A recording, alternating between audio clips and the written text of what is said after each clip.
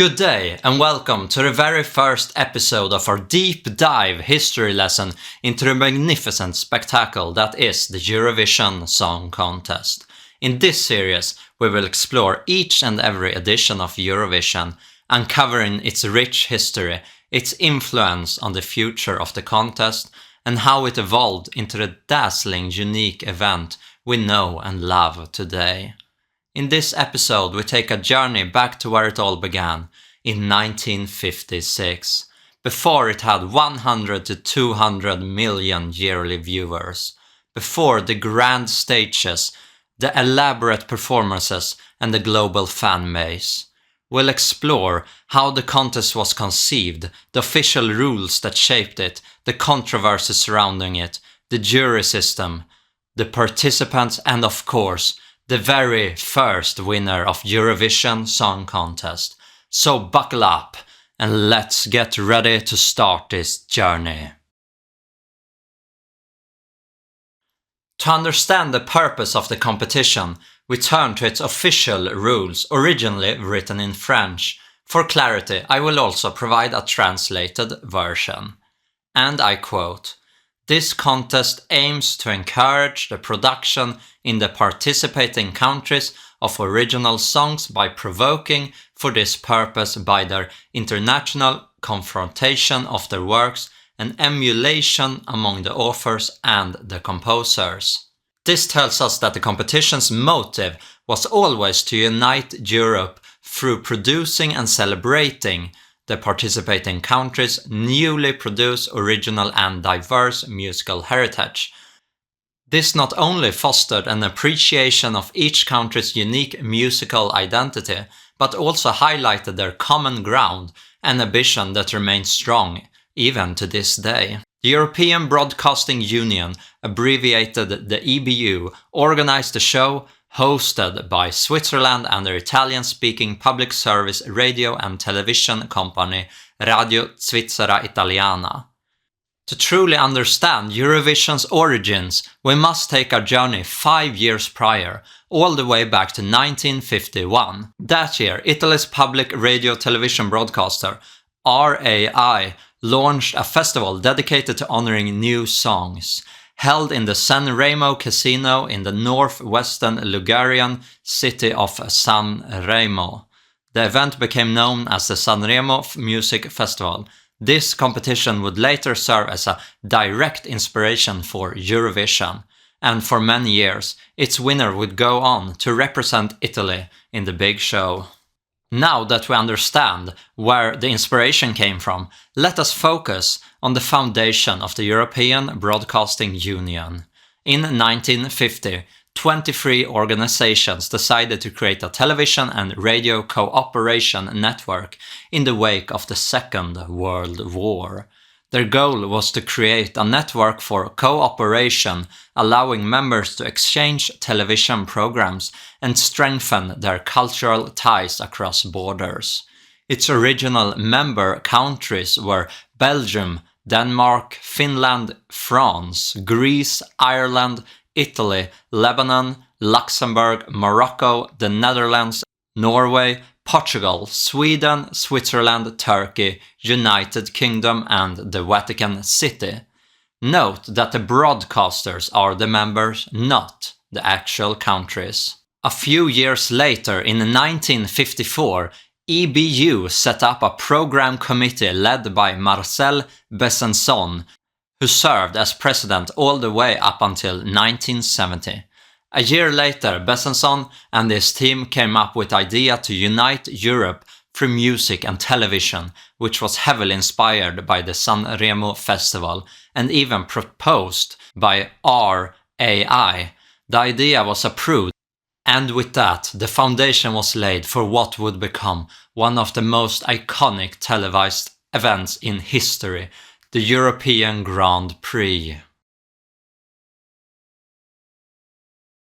While the show was primarily produced for radio, a single television camera was present in the studio, allowing the few Europeans who owned a television to witness the event visually. The lack of focus on television support depends on a number of factors, such as how expensive and how few had televisions at home. To put this into a perspective, let's look at Switzerland, the host country. At the time, only 20,000 Swiss households owned a television. With a population of approximately 5 million, this means that just under 0.4% or 1 in every 200 Swiss citizens had access to a television at home. One major reason for the low number of televisions was also the steep price. Given that most households already owned a radio, many saw no need to invest in a television, making it a luxury item for the wealthy. No known footage of the full 1956 contest has survived, as no copies were preserved. The only exception is the winning performance, which was recorded at the end of the competition. This marks one of only 2 instances in Eurovision history where the full show has been lost. The other being in 1964, where it remains unclear whether a recording was ever made to begin with. But more on that in a future episode. Luckily, a radio recording of the 1956 contest was preserved, although it is missing the audio from the interval acts. And in recent years, more and more photographs from inside the venue and during the performances have been unearthed, giving us a rare glimpse into this historic night.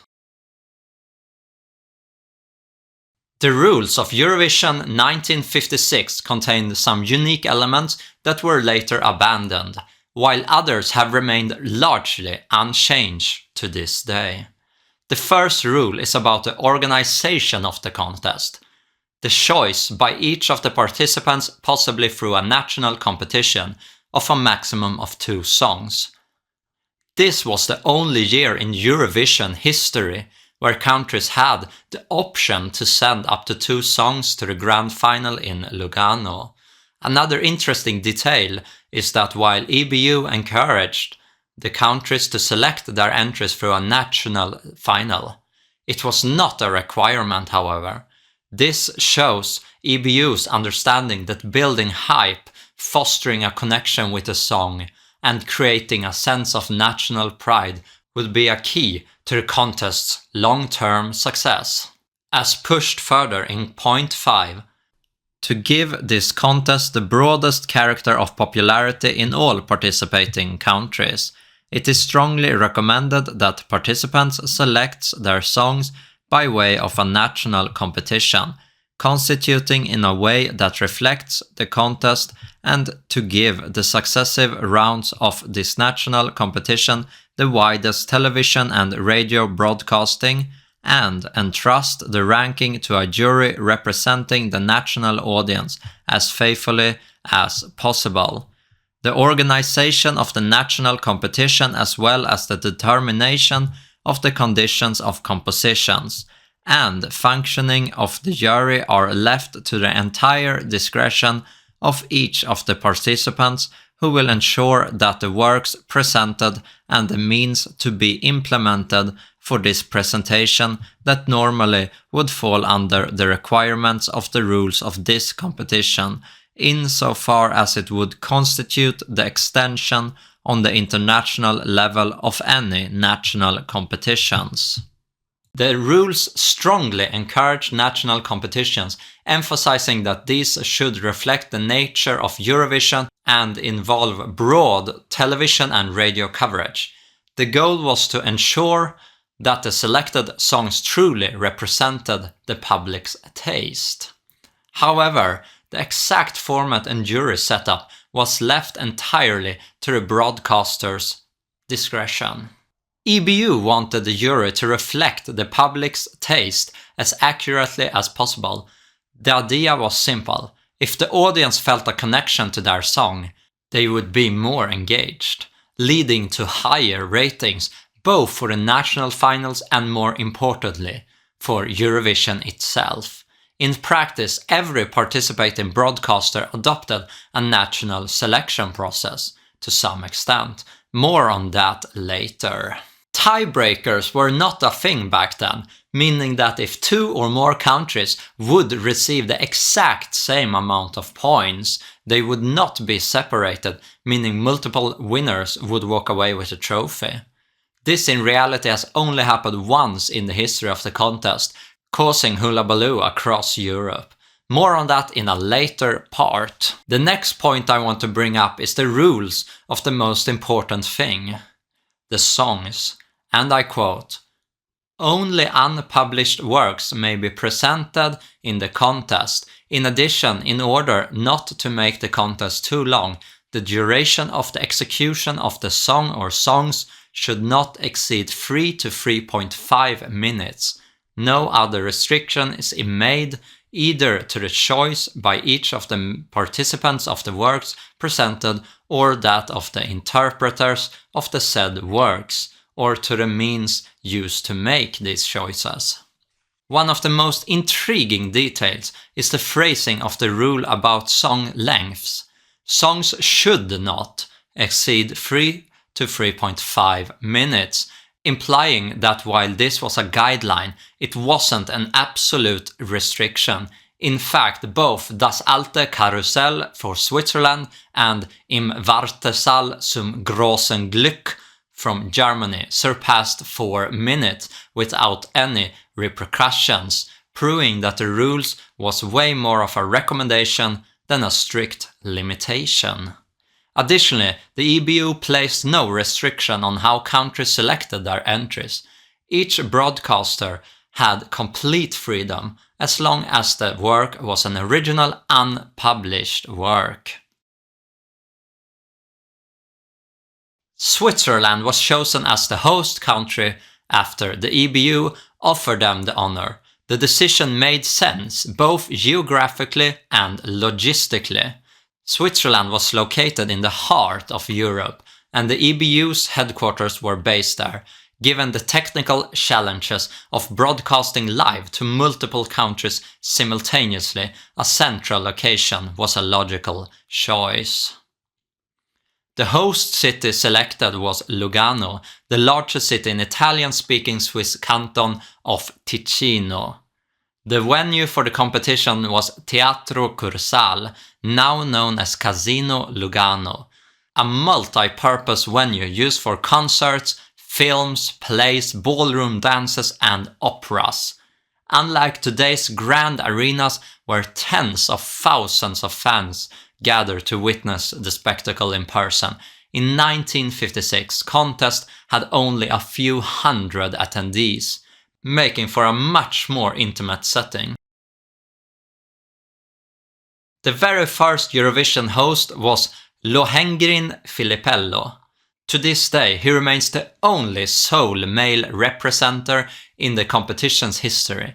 In fact, it would take more than 2 decades before another man took on the role, Leon Citrone in 1978, and even then he shared the stage with Denise Fabre.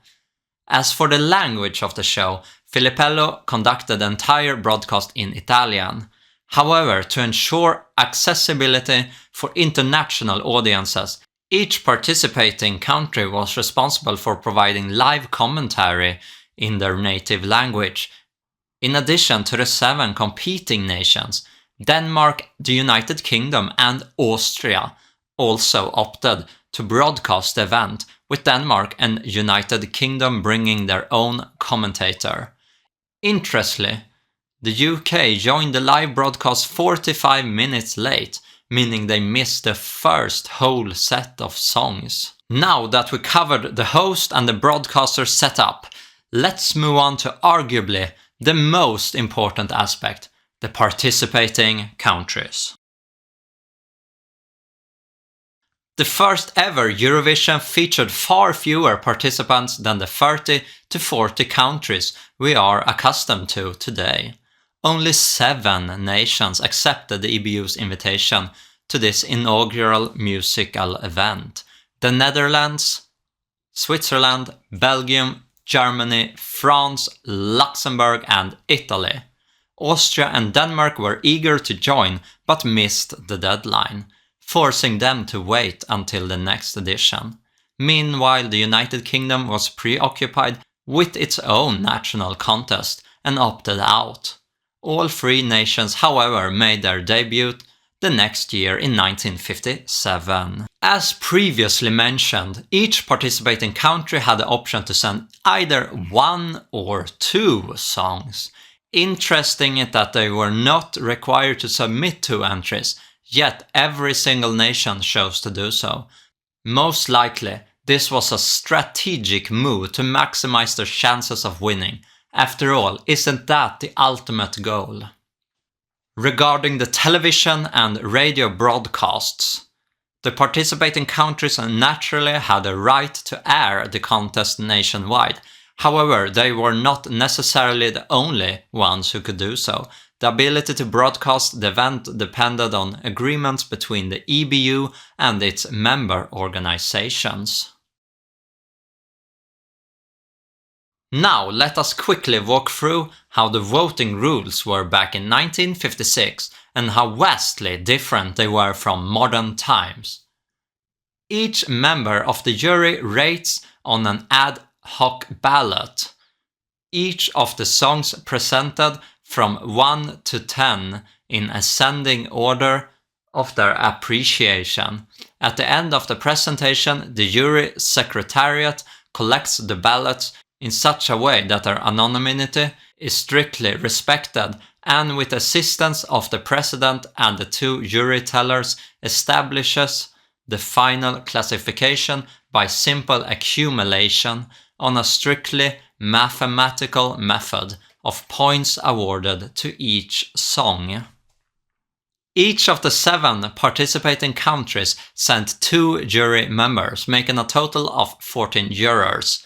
Every jury member rated every single song on a scale from 1 to 10.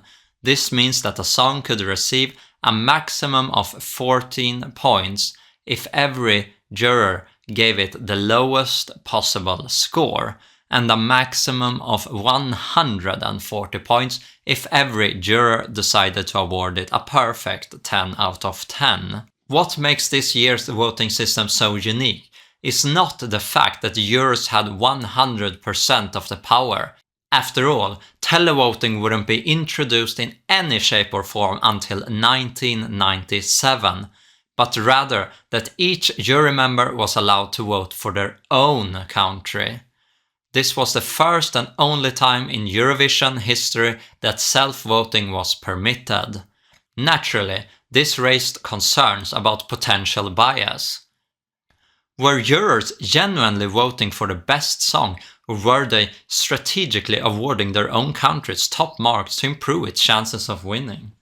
With the scoring system established, let's move on to how the actual voting took place. The jury members were seated in a separate room within the same venue, a space usually reserved for playing the card game Bridge. To replicate the at-home viewing experience as closely as possible, a small television screen was installed in the room, allowing jurors to watch the performances just as the audience at home did. The rulebook specifies the jury will judge the performances on a small television screen in conditions resembling a family reception. To this end, Swiss Television will organize a presentation for the jury in the place it deems most suitable, under the best possible technical conditions for the broadcast. A major controversy arose when Luxembourg's jury members failed to make it to the venue. In response, the EBU made the highly questionable decision to replace them with 2 Swiss jurors. This, of course, raised suspicions. Did Switzerland's chances of winning increase due to this change? Lys Asias, representing Switzerland, ultimately emerged victorious, but whether this was due to the jury incident or simply because her song was the most admired remains a mystery. To make matters even more intriguing, the full results of the contest were never made public. After the final count, all ballots were destroyed, with only the winner announced.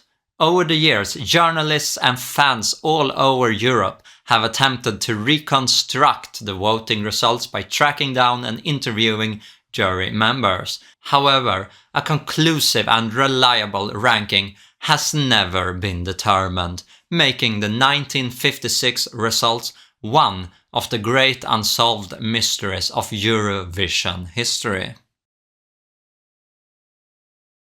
As mentioned earlier, each country sent 2 songs, all accompanied by a 24-piece orchestra. The ensemble was primarily the radio orchestra, with strings provided by the Orchestra della Svizzera Italiana. According to official rules, the orchestra consisted of the following instruments you can see on the screen right now. Each participant was asked and recommended to bring their own conductor. West Germany and the Netherlands did, however, not nominate one, so they, as well as the host country Switzerland, went with the musical director of the contest, Swiss conductor Fernando Paggi. The first person to ever step out on the revered Eurovision stage was Jetty Pearl from the Netherlands, singing De Vogels van Holland. Melody number 1, De Vogels van Holland, written by Cor Lemaire and Annie M.G. Schmidt, sung in Dutch, performed on stage by Jetty Pearl. De vogels van Holland zijn zo muzikaal, ze leren in hun prille jeugd al tiranieren. De merel, de lijster. Jetty Pearl, a Dutch Jewish singer and a member of the resistance during World War II, survived in the Nazi occupation of the Netherlands. In 1956, she participated in the Netherlands national selection show, Het Europese Songfestival Nationale Finale, with this particular song where she finished second after Corrie Brokken out of a total of 8 songs, granting her, as well as Corrie Brokken, a ticket for Eurovision.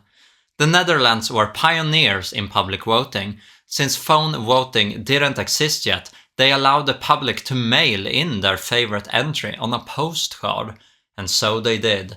In total, 6,694 votes were counted, and Corrie Brokken came out as the winner. De Vogels van Holland is about how musical birds are in specifically the Netherlands compared to France, Japan, and China, which can be interpreted as an innocent celebration of both the Dutch people and the Dutch nature and wildlife.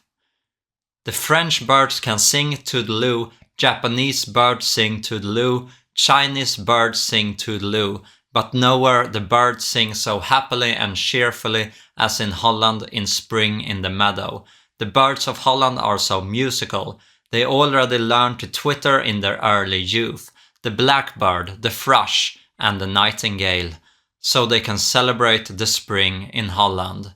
De Vogels van Holland is a charming, almost whimsical celebration of Dutch nature. You can almost hear the birds singing as Jetty Pearl brings her song to life. Now let's move on to one of Germany's entries, which is actually one of my personal favorites of the year. Melody number 4, Im Wartesaal zum großen Glück, written and performed by Walter Andreas Schwarz. Im Wartesaal zum großen Glück, da warten viele, viele Leute. Die warten seit gestern auf das Glück von morgen. Before discussing the song, I want to take a closer look at Germany in the months preceding Eurovision. In Grand Prix 1956 Eurovision, Schlager und Chansons was the national final held in Germany the 1st of May, with the purpose of choosing the 2 songs to represent their country. A total of 13 songs participated in the contest, chosen internally by the broadcasters. Germany decided to replicate the Eurovision rules by letting the jury members voting sitting in a separate room, mimicking a living room as closely as possible. The jurors were even members of the ordinary people. The winner received a box filled with orchids, and that was Das Lied vom großen Glück. And in second, also representing Germany, we have So geht das jede Nacht. Walter Andreas Schwarz was a concentration camp survivor. He came out alive since one of the two commanders was a childhood friend of his. Germany sending him was a powerful message for Europe, meaning something in the line of, we acknowledge our past, we know what happened, we are not proud about it, we are now, however, ready to move on. So let's unite tonight, Europe. Schwarz winner's title roughly translates into In the Waiting Room for Great Luck. The lyrics are deep and reflecting. A metaphorical picture is painting about a waiting hall, where the subject is seeking and dreaming about happiness and joy. At the same time, they are stuck in feelings of uncertainty and turning a blind eye to your past. The lyrics serve as a poignant critique of Germany's reluctance to confront its past. I will now read for you a few beautiful lines, translated into English.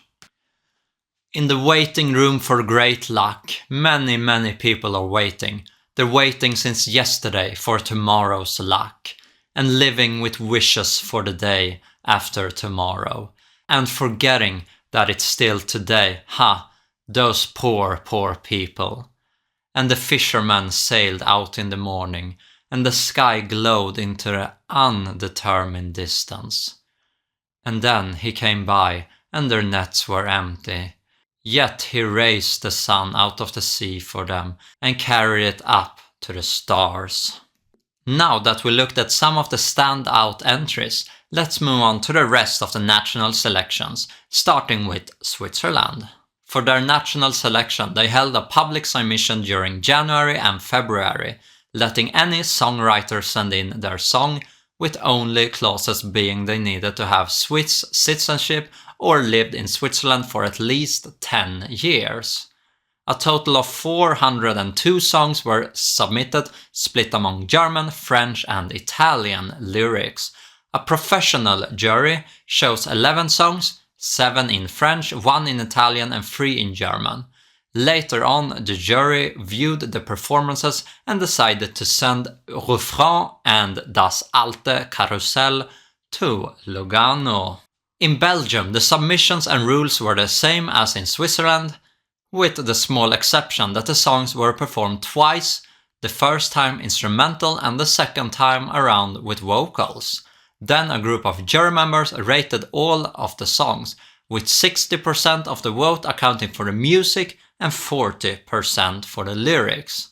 The winner of the jury vote turned out to be Monsieur Lesnoyer de Lasson, granting a spot in Lugano as well as a check of 7,500 Belgian franc, roughly 2,000 euros in today's monetary value. The second winner was determined by the same way as in the Netherlands, by sending in postcards with a vastly tight deadline of just under 24 hours. After one day, it stood clear that the public loved Le plus beau jour de ma vie, giving Belgium their complete starting field. France's choice Le Temps Perdu and Il est là were chosen on a radio show. As for Luxembourg, there is no documentation about their process, which indicates Ne crois pas and Les Amants de Minuit were selected internally. Lastly, we came to Italy, who determined their candidates by taking their two top runners of the Sanremo festival. The primo posto, the winner, was taken by Aprit le Finestre, sung by Francia Raimondi, and the secondo posto went to Amani se vuoi, sung by Tonina Torrielli.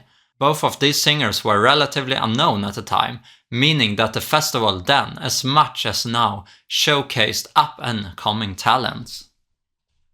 Only a handful of the original contestants are still alive today, including Freddie Quinn representing Germany with Sujet das jede Nacht, Torina Torrielli representing Italy, and Matteo Alteri performing for France with Le Temps Perdu, all of which have surpassed 90 years of age, some closing in on 100.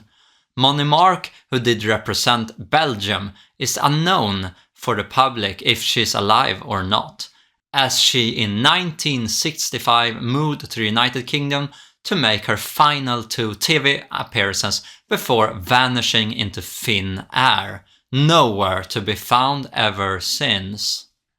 With all these fascinating entries explored, it's time to turn our attention to the one that ultimately claimed victory. As the nearly 1 hour and 40-minute contest reached its climax, presenter Lohengrin Filippello invited jury president Rolf Lieberman to the stage. The room held its breath as he prepared to announce the historic first ever winner of the Eurovision contest. La chanson refrain. Switzerland had claimed victory, and Lys Assia was welcomed back on stage to receive a bouquet of flowers and reprise the winning song. However, the moments proved overwhelming. As she began her winner's reprise, emotions took over, and she momentarily lost track of the lyrics. The performance was restarted, and this time she delivered a flawless rendition, bringing the inaugural Eurovision Song Contest to a triumphant close.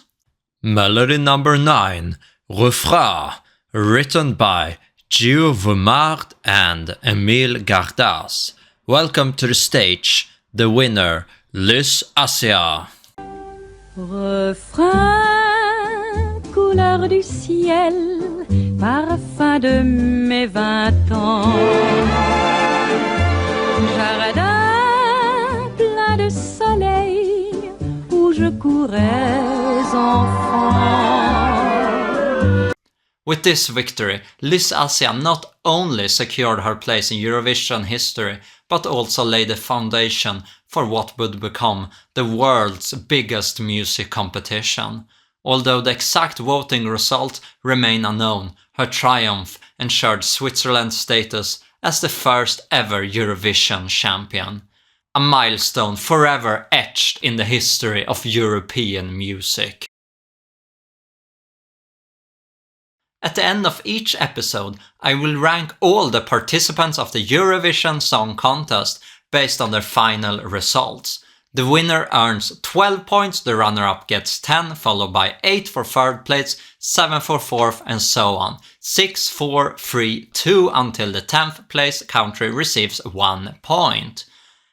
As we progress through the years, these scores will accumulate, allowing us to track which country emerges as the greatest performer in Eurovision history. For now, we know that Switzerland won the first ever contest, securing the highly coveted 12 points. However, since the full rankings remains unknown, all other countries will regrettably receive 0 points this time. But fear not.